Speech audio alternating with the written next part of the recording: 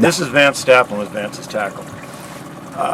We were just sitting here talking while we're fishing, and we were asked about what's the take on how you load your rod when it's in a downrigger. And you'll see, guys, where that rod is loaded almost all the way down where the tip's in the water.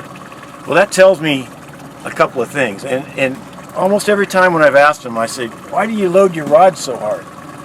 And they'll say, well, I want it to set the hook when it pops free.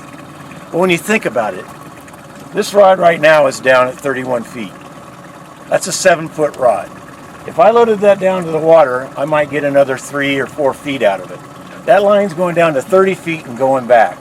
Well, number one, if I can crank that rod all the way down to the water, that release is set way too heavy, because you shouldn't be able to do that. It should pop off. But there's no way for that rod to set the hook into that fish, because as soon as it pops off of that release, now you've got 30 feet of slack in your line.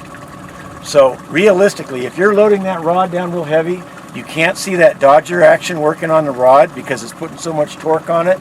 You've got your release set too hard, and there's really no advantage to it. It even makes it harder to see if you had a hit because there's so much pressure on the rod. So what I like to do is just get a nice little slight bend in your release.